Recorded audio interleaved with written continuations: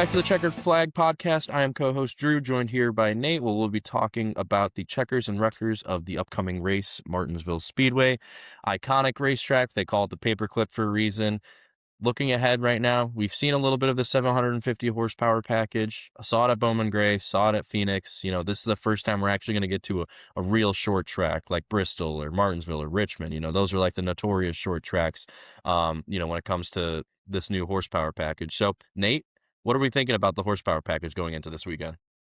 I mean, you know my opinion on the horsepower. We've kind of talked about it a lot. I love horsepower. I love seeing cars go fast. I love seeing cars go in circles. There's nothing I love more than more horsepower, and I think we should have 750 at every track. But I'll have to work with what we've got right now and see what we've got going forward. I think just generally speaking, it's going to produce better racing, like we were talking about at Bowman Gray. I feel like that was actually it put on a for as narrow as a track that was. I feel like it did put on a good show, and is kind of a shit show that was with the weather and everything that it that kind of came to be at that race.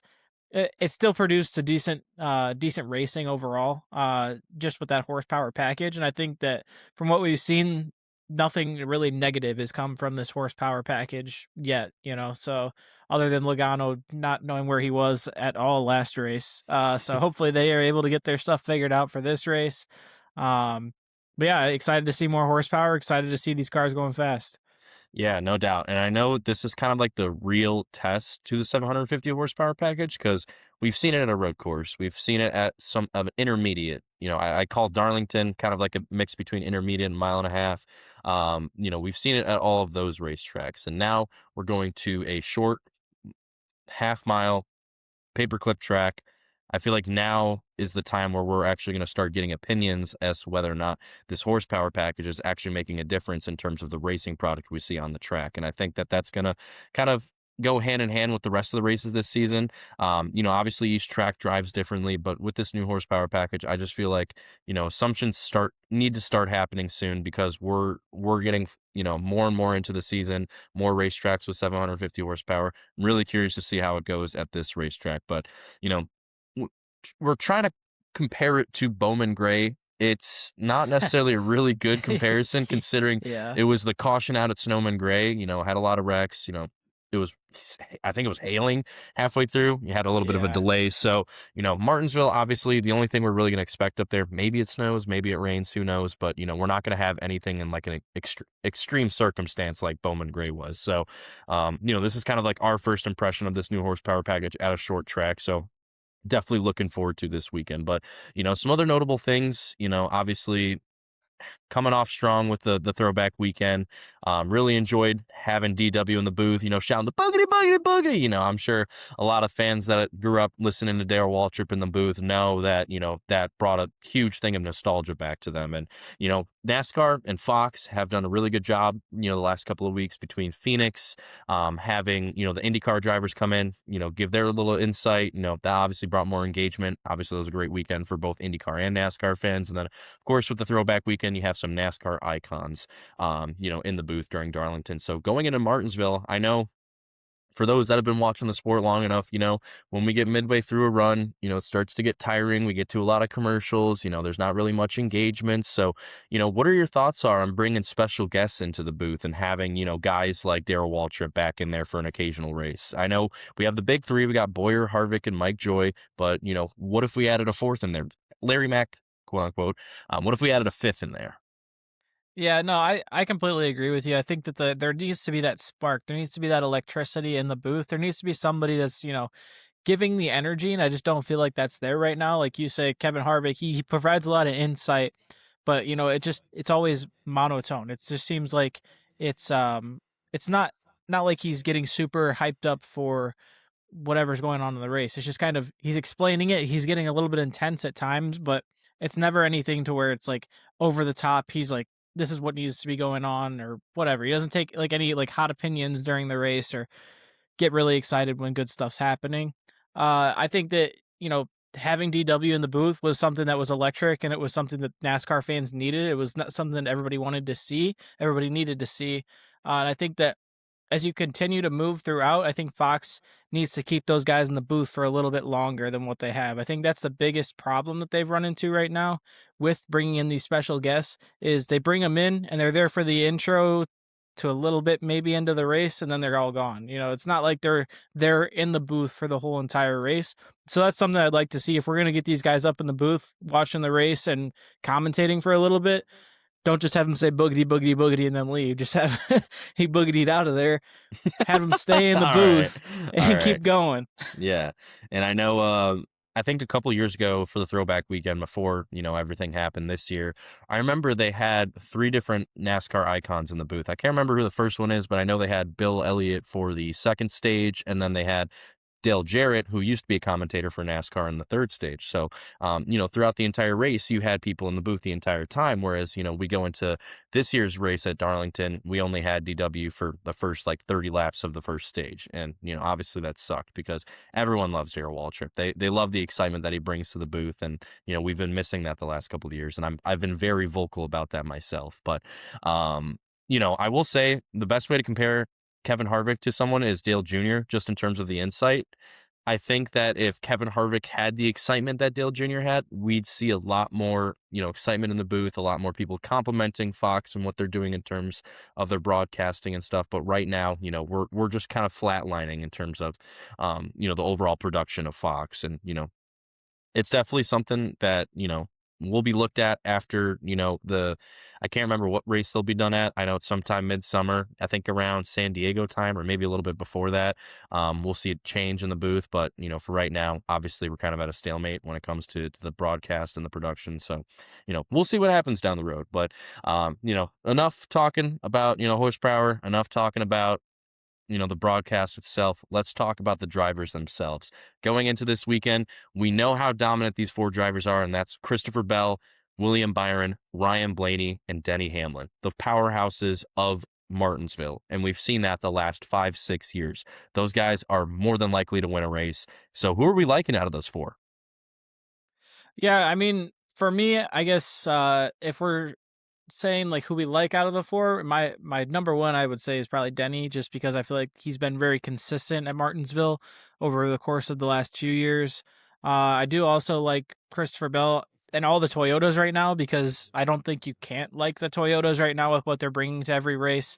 They just have speed at every racetrack that they show up to. It seems like, and you know I am a little bit out on William Byron just because the bow ties haven't had the speed, but it doesn't mean that they aren't going to bring it this time. It seems like Hendrick has the most speed out of those bow ties. So if anybody's going to bring the speed, I guess it's going to be them. But yeah, I mean, I really like the Toyotas just because of what I've seen from them this entire season so far, and I just expect that to keep coming forward. Yeah, and speaking of bow ties, they still haven't won yet this year. It's been 5 Toyotas and 1 Ford. We're expected a Hendrick win at this point. Kyle Larson supposed to have a win by now. Alex Bowman, obviously is not here right now, but, we don't typically see a win out of him until the summertime. William Byron won the Daytona 500 the last 2 years before this year. So we already knew a Hendrick was in victory lane to start off the year. So the fact that they're winless through 6 races is something to be concerned about in terms of their team. But I know that, they're fast. They run top 5, top 10 week in, week out. They're gonna break through and get a win eventually. It's just a matter of when, not and all that. But I'm really liking William Byron. I think that, with him being the regular season points champion last year, off to a hot start this year, consistent top 5, top 10 runner. He's been good at Martinsville. He won the fall race last year, obviously bumped Blaney out of the way with like 50 to go and hauled ass to get away from him because he knew he was getting it back to him. That's for damn sure. Yeah. But, I'm really liking Hendrick in the springtime because I feel like they kind of fall off towards like midsummer time. Early spring, we haven't seen, winning speed out of that franchise. What are we talking, NFL? But yeah, I mean, I'm gonna go with Byron. But that's my pick 2 this week. I know we kind of missed out on a couple of weeks. We did skip out on Darlington. I'm up 3-2 right now. Came back, reverse swept at best of 5 series. Hell yeah. But William Byron's gonna be my pick this week. I really like what they're doing right now in terms of the last couple of weeks. But who's your pick this week? Yeah, my pick for this week's going to be Christopher Bell. I feel like he's had consistent finishes at Martinsville, so I mean, I think he's going to perform well again here. Like I said, I really like the Toyotas, and I'm going to continue to like the Toyotas until they prove me wrong. So I'm going to take him. Obviously, he finished.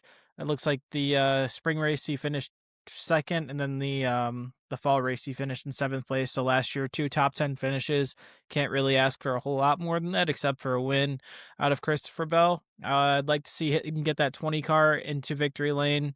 It'd be really nice to see different Toyota crossing the finish line in first place, other than Denny or Tyler Reddick at this point. Mhm. But I did like what you were saying about Hendrick at this track right now. I think sneakily, it's hard to see. It seems like they aren't finishing as well as we want them to every race in and out, but they're all top 10 in the point standing, so we can't really discredit them too much. So I do like that pick of William Byron out of you. It looks like because he's sitting in sixth. I think Chase Elliott's sitting in fifth, and Kyle Larson's in 10th. Obviously, Alex Bowman's nowhere to be found right now, but He's in the O'Reilly series. That's where he's at right now. yeah.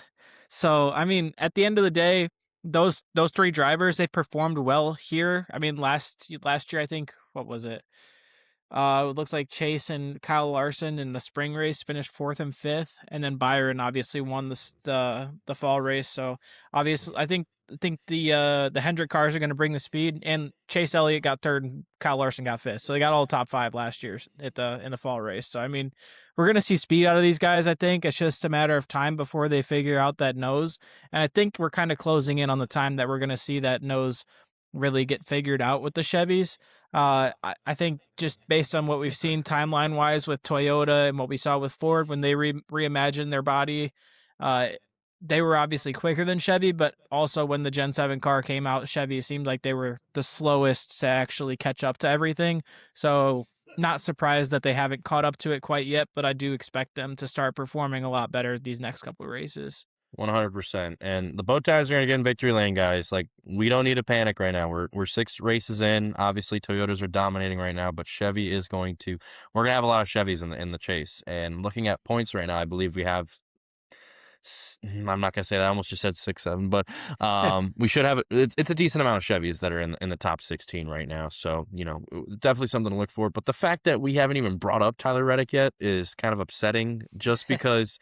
We haven't picked him once out of the 5 times that we picked a driver. He's won 4. He's won 4 of the races to start the season. And the fact that we're not even talking about him right now, Bubba finished 3rd place last fall. Tyler Reddick, granted, he's not the greatest at Martinsville. Doesn't have, the average finish that we see out of guys like Blaney and Byron and Hamlin and Bell. But man, week in, week out, this team still continues to impress me. And I think that they're going to have a good shot this weekend. I think Bubba and Reddick are going to be running top 5, top 10. I'm not ruling them out. I still think that 23XI is going to get a win this weekend. In the back of my head, expect the worst and pray for the best kind of deal right now. But 23XI, man, wow, what a turnaround of that team. Going from 1 win last year between 3 cars to having 4 wins already. It's an unbelievable turnaround. And going into Martinsville, we're definitely going to see some winning speed out of them again. Yeah, for sure. And I mean, just even the bounce back year that Tyler Reddick's had, this coming up year, he's on a contract year. I know Denny was saying, don't worry, everybody, he's going to get paid, and he's going to get paid handsomely for this. I was hearing that on Denny's podcast this past week. But yeah, I mean, I think Tyler Reddick deserves every dollar that he's going to get coming his way. He deserves all those zeros that are going to be on his paycheck. And especially, to come back from what he came what he experienced last year. I know there was some problems with his son. From what I remember, the birth of his son and everything. Yeah. That takes a big toll on you. So I mean, for him to come back and really on a contract year just show up and show out. I mean, he was one of the first couple 5 people everybody was talking about coming into this year. It was him, Alex Bowman. I think Kyle Busch is on that list. A couple guys that are just coming up on contract years and expecting to switch teams coming up here soon. But I think 23XI is going to have to lock him down and keep him in the building as long as they can, because he's performing out of his mind right now. Yeah, and if anything, if they release him, it's like Luka Doncic going to the fucking Lakers. There's no way that they're going to lose this man. Yeah. Especially considering 2024, he won the regular season championship. We know he's consistent. He just wasn't winning last year. And now that we're seeing wins start to pay off, especially with this new chase format, Tyler Reddick's going to be a deep threat into these playoffs, and I'm already liking him as a championship favorite. Right now I think there's no really clear like 5, 10 guys that I could see, having a deep playoff run, but I know for damn sure Tyler Reddick is going to be a championship threat come by the end of the year. But we'll see. We've seen people start off the season hot and then go into a slump into the summer.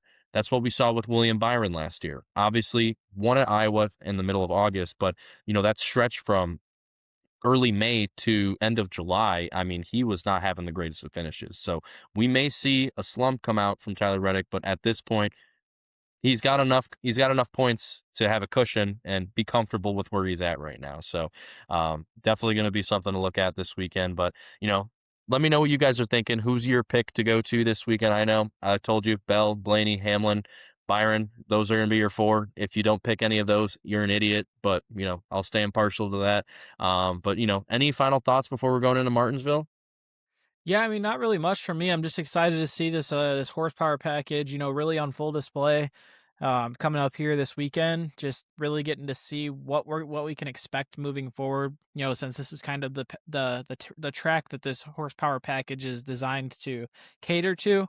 I'm really excited to see like what kind of finish it's going to produce, and I'm excited to see also if the Chevys can kind of get back up to the front of the pack this week. Just trying to see. There's a lot of stuff that could be going on this week, and I just hope that it's not a snooze fest.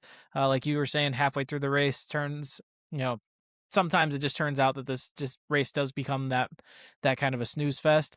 So I just hope that that's not the case, and that we're going to be able to see that this horsepower package is able to offset that enough to where we're really seeing competitive racing through in and out of this entire race.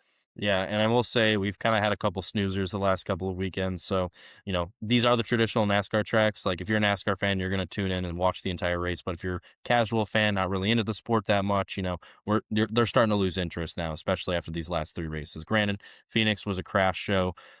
Vegas, snoozer. Darlington, snoozer. Martinsville is going to have to, is going to do. Hopefully, we'll see something different out of that race weekend. But that's going to wrap it up for today's episode for the pre-race before Martinsville. Thank you guys for tuning in as always. And, like we mentioned, we do have multiple other channels that we're going to start uploading soon on TikTok and Instagram. Follow Checkered Flag Podcast. Leave a like, leave a comment on this video. If you guys have any feedback or anything that we missed, feel free to shoot it out in the comments. But any final words before we head off? Nope, not much from me. Boogity, boogity, boogity.